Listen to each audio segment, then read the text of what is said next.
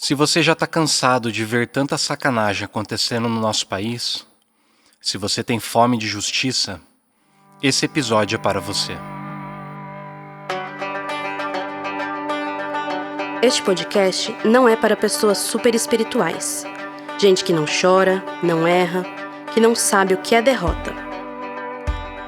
Este podcast é para os cansados, os exaustos, os envergonhados. Homens e mulheres fracos, pecaminosos e com talentos limitados. É para gente inteligente que sabe que é estúpida e para discípulos honestos que admitem que são canalhas. Se você sabe que diante de Deus não passa de um maltrapilho, este podcast também é para você. Eu não gosto de me sentir enganado. E isso já aconteceu comigo algumas vezes. Contratando algum serviço, ou até comprando alguma coisa.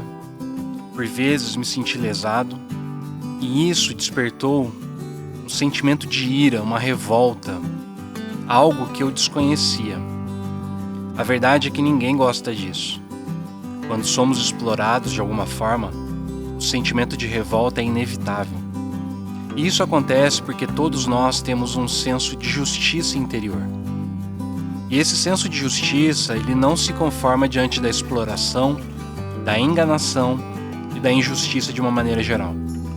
Seja na área econômica, na política ou até na religião. A maioria das revoluções nascem quando esse sentimento de revolta se torna maior que o medo da repreensão. Foi isso que aconteceu, por exemplo, na Primavera Árabe, cerca de 10 anos atrás. Foi isso que aconteceu na Revolução Francesa, do século XVIII, na Reforma Protestante do século XVI e até na Revolta dos Macabeus, no século II a.C., quando os judeus se rebelaram contra os gregos. Enfim, era exatamente isso que os judeus do primeiro século esperavam do Messias. Eles criam que o Messias iria liderá-los contra o Império Romano, sustentando uma revolução que poria fim ao domínio dos povos estrangeiros. Nosso país está dividido entre duas ideologias políticas que se propõem a serem essa revolução que mudaria as injustiças da nossa sociedade. Mas como eu disse no episódio anterior, eu não creio que nenhuma dessas ideologias seja a resposta que precisamos. E é por isso que eu quero apresentar uma outra visão sobre essa questão da revolução que Jesus lidera. Para falar sobre a revolução de Jesus, eu quero analisar o texto de Marcos capítulo 6, do verso 30 ao 44, uma passagem conhecida como a primeira multiplicação de pães. Na tradução da mensagem que eu vou ler, diz o seguinte, abre aspas. Os apóstolos voltaram de sua missão e relataram a Jesus tudo o que haviam feito e ensinado. Jesus disse, venham, vamos parar e descansar um pouco. Era tanta gente indo e vindo que eles não tinham tempo nem para comer. Eles entraram no barco e foram para um lugar mais tranquilo. Entretanto, alguém os viu partindo e a notícia se espalhou.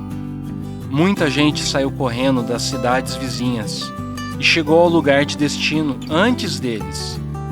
Quando Jesus saiu do barco, uma multidão imensa o aguardava. Ao ver todo aquele povo, ele ficou comovido. Afinal, eram como ovelhas sem pastor. Ele imediatamente pôs-se a ensiná-los. Já no cair da tarde, os discípulos viram que Jesus estava se alongando e o interromperam. Estamos no meio do nada, e está ficando tarde. Despede o povo para que eles saiam e consigam o que comer nas redondezas. Jesus respondeu, vocês vão dar comida a eles. Eles perguntaram, é sério? Mesmo que gastemos uma fortuna? Mas ele não estava brincando. Quantos pães vocês têm? Verifiquem. Não demorou para saberem, 5 pães e 2 peixes, informaram. Jesus mandou que todos se assentassem em grupos de 50 ou de 100 na grama verde.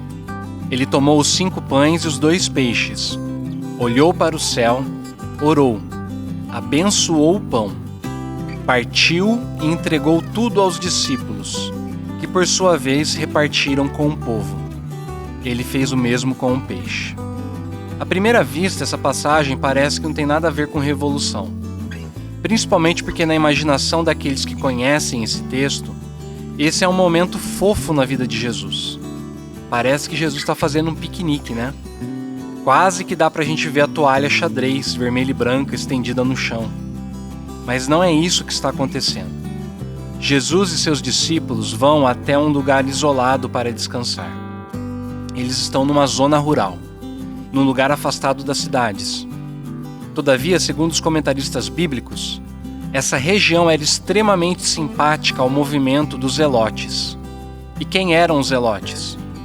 Eles eram revolucionários, guerrilheiros treinados, uma espécie de milícia da época.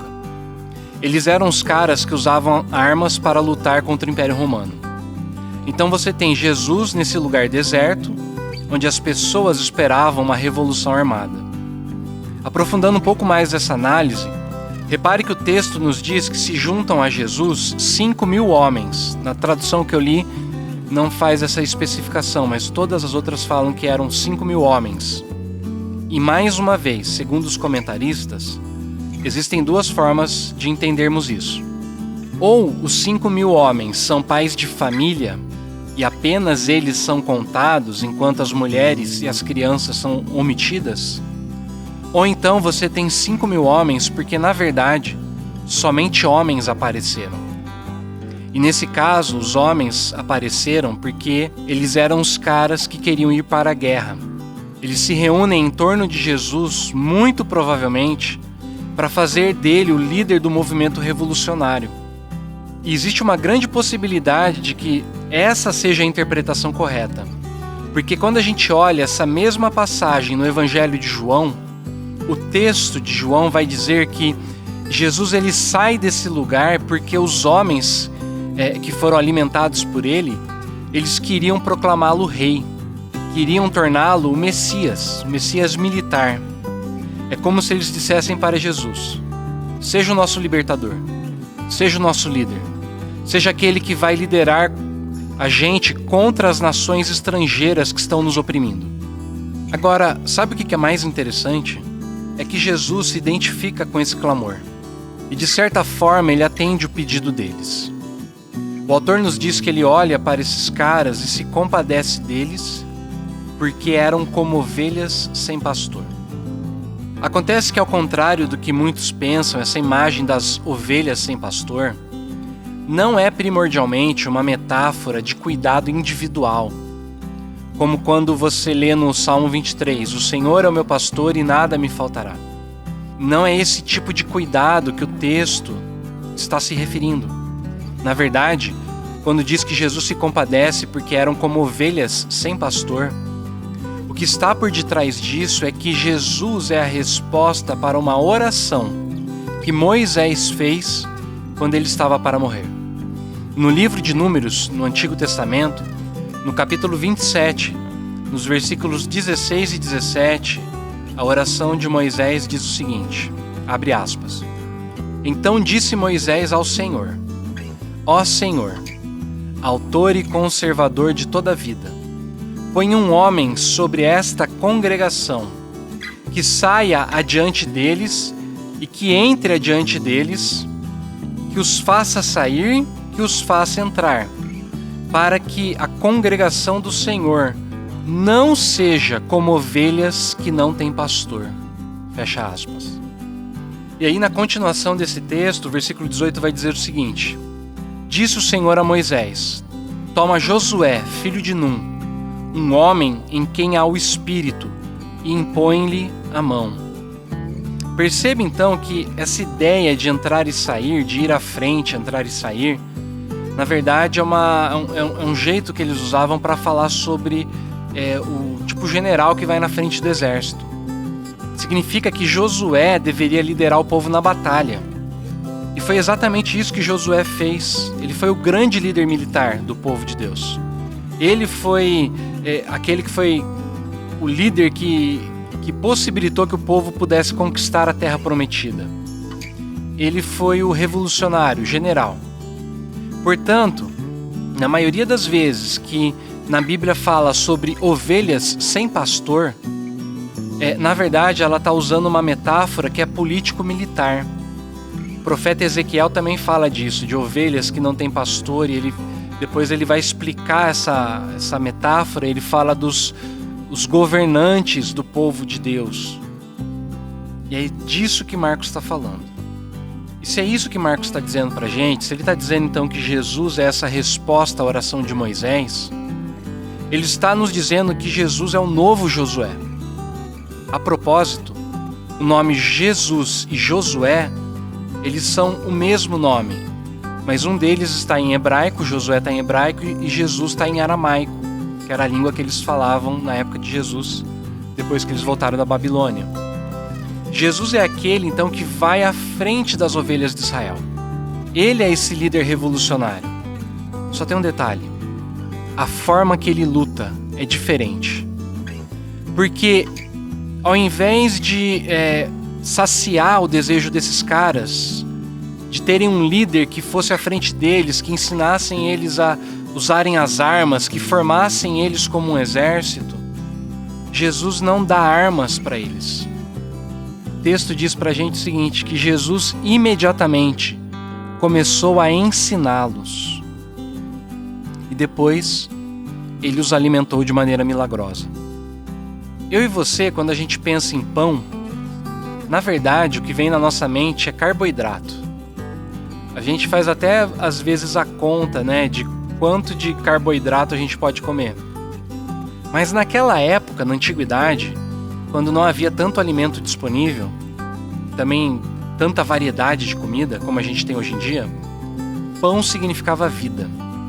Ou seja, o que Jesus está dizendo para eles é o seguinte: vocês estão esperando alguém que os liberte da opressão, que use armas e que traga morte aos seus inimigos. Mas eu não vim trazer morte. Eu vim para dar vida. Eu vim para poder virar esse mundo de cabeça para baixo. A revolução que eu vim trazer não é nada daquilo que vocês esperam. De que maneira, então, acontece essa revolução de Jesus? A meu ver, ela se dá a partir de dois elementos: palavras e obras. Palavras e obras. Em primeiro lugar, palavras. Vários momentos do Evangelho, Jesus diz que suas palavras têm o poder de dar a vida, têm a capacidade de sustentar a gente. Por exemplo, quando Jesus confronta o diabo na tentação do deserto, Jesus está com fome e o diabo propõe que ele transforme as pedras em pães. Jesus responde o seguinte para o diabo: nem só de pão vive o homem, mas de toda a palavra que sai da boca de Deus. Mais tarde, quando Jesus encontra uma mulher num poço de Sicar, em Samaria, os discípulos tinham ido até a cidade para poder comprar comida. E quando eles voltam, Jesus vai dizer o seguinte para eles: tem uma comida que vocês não conhecem. E eles imaginam que alguém apareceu e deu comida para Jesus. Mas Jesus responde: minha comida é fazer a vontade daquele que me enviou. E na passagem paralela de João 6, Jesus ele vai dizer que ele próprio é o pão da vida. Ele fala assim lá em João: Moisés deu o maná, mas o pão verdadeiro é aquele que desceu do céu. E ele fala isso aplicando tudo isso a si mesmo. Ou seja, em outras palavras, o que ele está dizendo para a gente é o seguinte: você tem uma fome dentro de você que comida nenhuma é capaz de saciar. Você tem uma necessidade dentro de você que revolução nenhuma vai ser capaz de resolver. Você pode mudar de emprego, pode mudar de carreira, de cônjuge. Se você não se alimentar das minhas palavras, essa fome que você possui nunca vai ser saciada. Esse buraco negro que tem dentro de você nunca vai ser preenchido. Portanto, palavras. Jesus passou a ensiná-los. Jesus passou a compartilhar suas palavras. E essa é a primeira forma que ele faz a revolução dele. Agora, em segundo lugar, a revolução de Jesus acontece através de suas obras, ou seja, os seus milagres. E eu sei que quando a gente pensa em milagre, o que vem à nossa mente, muito provavelmente, é um tipo de show de magia, um espetáculo, uma coisa fantástica que subverte as leis da natureza. Mas pensa comigo, se fosse isso, se fosse simplesmente um show de mágica, eu tenho certeza que Jesus faria algo bem mais dramático. Ele ia realmente fazer um tipo de espetáculo, ia dar uma de David Copperfield, né? Quem sabe ele não faria a comida simplesmente chover do céu. Isso com certeza renderia uma publicidade muito melhor para ele do que o jeito que ele fez o milagre. No entanto, a visão de Jesus a respeito dos milagres, ela é diferente dessa nossa. Para ele, os milagres eram sinais. E a função de um sinal é apontar para aquilo que está além dele.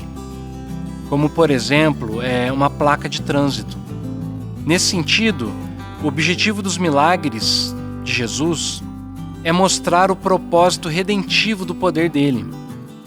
Isso significa que quando Jesus operava um milagre, ele não estava suspendendo a ordem natural das coisas. Pelo contrário, ele estava restaurando a ordem natural das coisas. Por exemplo, Deus criou um mundo onde não havia fome. Por isso, quando Jesus faz aparecer pão, multiplica a comida, o que ele está fazendo é restaurando as coisas ao seu propósito inicial. Deus criou um mundo onde não deveria ter pobreza, não deveria ter doença, não deveria ter guerra. Portanto, quando Cristo cura uma pessoa, quando ele multiplica a comida, quando ele faz com que inimigos convivam juntos e se tornem irmãos, como acontece, por exemplo, com Mateus, que é um publicano, ou seja, uma pessoa que trabalhava para Roma e por isso era odiado pelos judeus. E você vai ter no mesmo grupo Simão, o Zelote, desse pessoal aí da região onde Jesus estava. Um Zelote que era um assassino de romanos, na verdade. Publicanos e zelotes, eles não se misturavam, era impossível eles estarem juntos. E ter duas pessoas dessas no grupo de Jesus, sem que elas se matassem, né? É um verdadeiro milagre. Ou seja, quando Jesus opera um milagre, o que ele está fazendo, na verdade, é restaurando o mundo naquilo que o mundo deveria ser. E mais do que isso, ele está apontando, o sinal, né? Está apontando para aquilo que o mundo vai se tornar. Porque um dia nós teremos novo céu e nova terra. Portanto, são as palavras e as obras de Jesus que provocam a mudança necessária. São as palavras e as obras que apontam para essa realidade alternativa. Suas palavras e obras foram a faísca que iniciou a maior de todas as revoluções. O texto diz pra gente que ele tomou os 5 pães e os 2 peixes, ergueu os olhos ao céu, os abençoou e partiu. Depois ele deu aos discípulos para que eles distribuíssem. Repare nesses 2 verbos, abençoou e partiu. Ou seja, ele usou palavras, abençoou, e depois fez uma obra, partiu. Não é por acaso que ele realiza o sinal nesses termos, dessa forma, pois o seu objetivo com esse sinal era apontar para aquilo que iria acontecer. Esses são os mesmos verbos que ele usou na última ceia, conhecida também como a ceia do Senhor. Quando Jesus ele estava para morrer, o texto diz pra gente que ele pegou um pão, abençoou, partiu e distribuiu aos seus discípulos. É como se Jesus dissesse aos discípulos e a nós: então vocês querem um novo Josué para poder liderá-los na batalha? Vocês querem alguém que faça uma revolução? Se é isso que vocês querem, saibam que eu não sou apenas um novo Josué. Na verdade, eu sou o último Josué. Eu sou aquele para quem Josué aponta. Porque Josué libertou os israelitas da opressão política, da opressão social, da opressão econômica. Mas eu vou libertar vocês do poder do pecado e da morte, que é a causa verdadeira, a raiz de todos os outros tipos de opressão. Isso sim vai ser uma revolução no mundo. Isso sim vai acabar com a injustiça no mundo. Como isso, nos implica de maneira prática. Isso precisa nos impactar de duas formas. Primeiro, você tem que entender a justiça vicária, ou seja, a justiça que foi feita no seu lugar.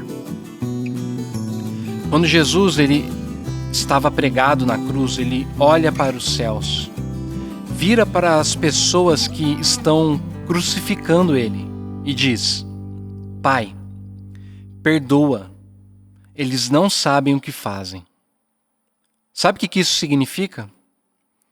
Ele está abençoando e partindo. Ele abençoa os seus inimigos e entrega o seu corpo para ser partido. Acontece que nós somos os inimigos que estavam diante de Jesus. A Bíblia vai dizer que antes dele se reconciliar conosco, todos nós éramos os inimigos de Deus. A nossa vontade era fazer exatamente aquilo que era contrário à vontade dele. E ele olhou para você, olhou para mim, olhou para nós e disse: Pai, perdoa. Ele não sabe o que ele está fazendo. Ela não sabe o que ela está fazendo. Ele morreu no seu lugar. Ele se partiu no seu lugar. Esse é o sentido do pão. Para que você viva através do pão, ele tem que ser partido.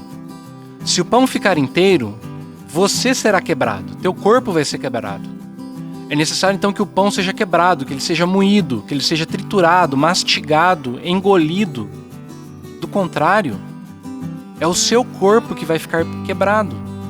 Você vai acabar morrendo de fome se você não comer o pão. Você vai ser partido. Portanto, para que você fique inteiro, o pão tem que ser partido. Jesus é o pão que desceu do céu. Ele morreu no seu lugar, para que você pudesse ser uma pessoa inteira. Agora, em segundo lugar, com a consciência disso, você é chamado a reproduzir esse mesmo padrão. Eugene Peterson, ele faz o seguinte comentário quando ele analisa o texto da ceia do Senhor.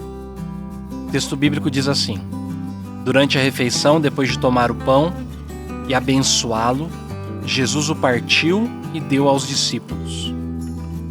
Peterson então ele comenta o seguinte, abre aspas: essas são palavras de sacrifício. Durante a ceia do Senhor, nos apresentamos a Deus para que possamos nos tornar como Jesus.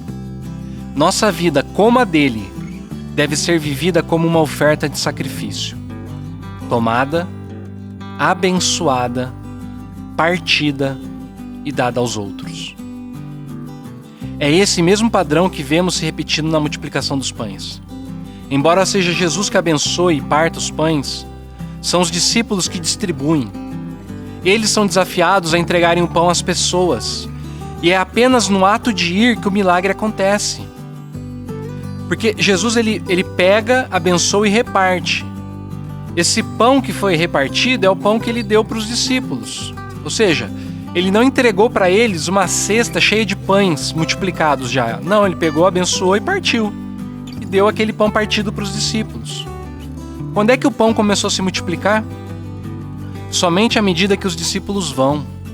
À medida que eles distribuem, o pão vai se multiplicando.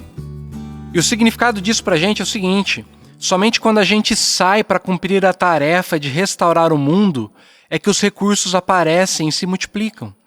Somente quando a gente se dispõe a dividir aquilo que recebemos da mão do Senhor é que a revolução do amor acontece. Quando a gente olha para aquilo que temos, muitas vezes parece que é uma tarefa impossível de ser feita. Essa foi a sensação deles. Parece que é uma utopia. Mas é exatamente aí que o poder restaurador de Cristo opera através de nós. Isso significa que apenas os inadequados são adequados para Deus. Apenas os incapacitados são capazes para Deus. Porque para essa revolução acontecer, não depende da nossa força, da nossa capacidade, dos nossos recursos. Depende tão somente do poder dele, Deus, operando através de nós. À medida que a gente abençoa e reparte, a gente abençoa e compartilha, a gente abençoa com palavras e transforma com obras. Você quer fazer parte dessa revolução de amor que está virando o mundo de ponta cabeça? É muito simples. Nessa semana basta abençoar alguém com suas palavras. Um bom dia, boa tarde, boa noite, olhando nos olhos, sorrindo com o olhar, né? Se você estiver usando máscara, é algo que pode mudar o dia de alguém. Imagina o que não aconteceria com as pessoas se você passasse a elogiar mais, incentivar mais, apoiar mais, encorajar mais. Palavras geram vida. Além das palavras, você pode ajudar alguém com os recursos que Deus deu para você, mesmo que eles sejam poucos. Nas mãos de Jesus, o pouco que você tem abençoa uma multidão de pessoas. E você pode fazer isso diretamente, direto com alguém que você sabe que está precisando. Ou então você pode apoiar uma ONG ou uma instituição séria que vai fazer esse recurso chegar na mão de quem precisa. Aqui em Campinas eu conheço o pessoal da Primeira IPI de Campinas, que está liderando, né, uma campanha de agasalho, está sempre ajudando um monte de gente aqui do centro. Eu conheço o Núcleo Assistencial Dr. Eduardo Carlos Pereira Nogueira, que vai ajudar o pessoal lá da região mais sudeste. Tem o pessoal da Seara Urbana, que também abençoa moradores de rua, travestis, prostitutas. Essa semana eu fiquei conhecendo um cara, que é o João Marcos, é um pastor lá do Espírito Santo. Ele tem um projeto Maltrapilho. E por conta do nome a gente acabou fazendo amizade aí. E a visão dele é uma visão muito parecida com a nossa aqui. Ele tá plantando uma igreja, na verdade, debaixo de um viaduto. E cara, ele tá cuidando de um monte de gente, um monte de criança, e eles também precisam de ajuda. Tem aquelas ONGs maiores também, tipo Viva Rio, Visão Mundial. A própria ONU tem suas agências, né, a Acnur e outras que cuidam de refugiados, crianças, enfim. O importante é você se lembrar daquela parábola que Jesus contou sobre o administrador infiel. Está lá em Lucas capítulo 16, e eu não vou repetir ela aqui porque não dá tempo. A questão é, a conclusão que Jesus chega com essa parábola é que nós devemos usar as riquezas desse mundo para ganharmos amigos que nos recebam na eternidade. Sabe por quê? Porque o reino de Deus é um reino de amigos.